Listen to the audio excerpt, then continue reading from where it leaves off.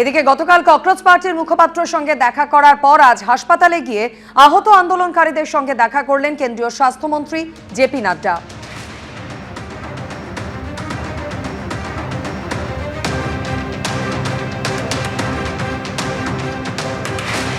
NEET প্রশ্ন ফাঁসের issue প্রতিবাদে প্রধানমন্ত্রীর বাসভবনের সামনে কংগ্রেসের বিক্ষোভ। গতকাল যন্তর মন্তরে আন্দোলনকারীদের পুলিশের লাঠিচার্জের প্রতিবাদে প্রধানমন্ত্রীর বাসভবনের সামনে বিক্ষোভ কংগ্রেসের। প্রতিবাদ কর্মসূচিতে লোকসভার বিরোধী দলনেতা রাহুল গান্ধী, প্রিয়াঙ্কা গান্ধী, মল্লিকার্জুন খার্গে সহ অনেকে।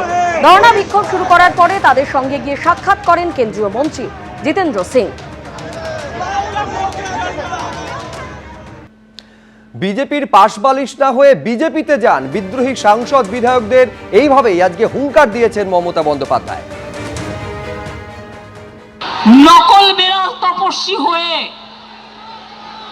বিজেপির পাশবালিশ না হয়ে চ্যালেঞ্জ, বিজেপিতে যান, যান বিজেপিতে যান, যান বিজেপি ডাইরেক্ট করুন, আমার কোনো আপত্তি নেই। যত যাবে তত আমি খুশি হব।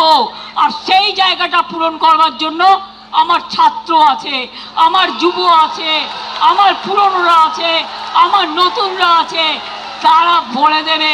আপনারা তো ইঁদুরের মতো বালিশের খোলে লুকিয়ে থাকেন, কখন বালিশটা কাটবেন।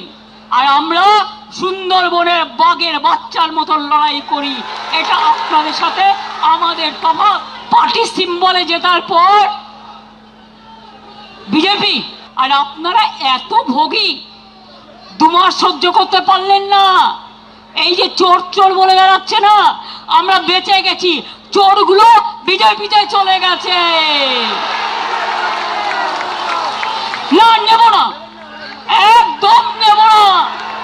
সৌজন্য বলে তো একটা বিষয় আছে, এবং আমি ওই লেভেলে নামবো না, কেননা আমার শিক্ষা, সংস্কৃতি বা রাজনৈতিক চেতনাবোধটা আমাকে বাধা দিচ্ছে। কিন্তু কে চোর, কে বালির টাকা, গরুর টাকা, সোনার টাকা, কনস্ট্রাকশনের টাকা কোথার থেকে নিয়েছে, সেগুলো দেশের মানুষ জানে। 21শে জুলাই সভা থেকে শহীদ পরিবারের উদ্দেশ্যে মমতা বন্দ্যোপাধ্যায় আজ বলেন, 21শে জুলাই সভায় এসেছেন শহীদ পরিবার। এত টাকা, এত প্রলোভন সত্ত্বেও যারা এসেছেন তাদের প্রণাম জানায়। শহীদ পরিবারকে আমার প্রণাম জানাই। 21শে জুলাইয়ের শহীদ পরিবার আমাদের সাথে এসছে।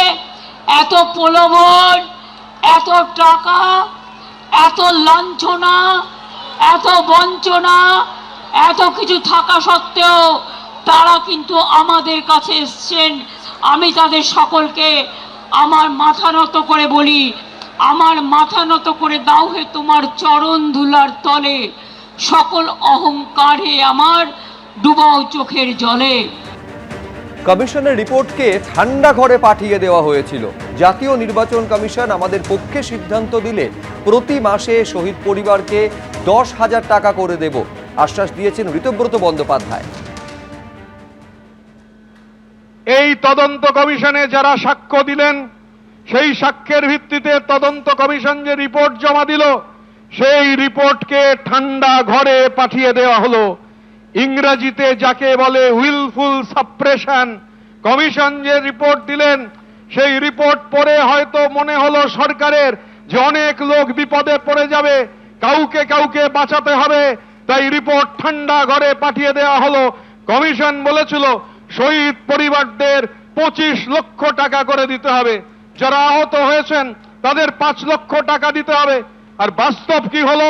শহীদ পরিবারদের হাতে 2 লক্ষ টাকা দেওয়া হলো, যারা আহত হয়েছেন তাদের হাতে 15,000 টাকা দেওয়া হলো। আমরা আশাবাদী যে তৃণমূল কংগ্রেসের নাম, তৃণমূল কংগ্রেসের প্রতীক, তৃণমূল কংগ্রেসের যা কিছু আছে তা অরূপ রায়ের নেতৃত্বাধীন তৃণমূল কংগ্রেস পাবে।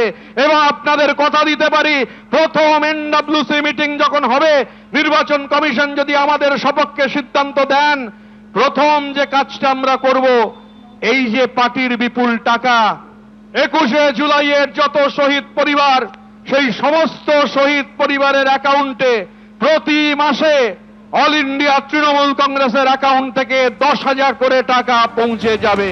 এবিপি আনন্দ, এগিয়ে থাকে, এগিয়ে রাখে। Thank you.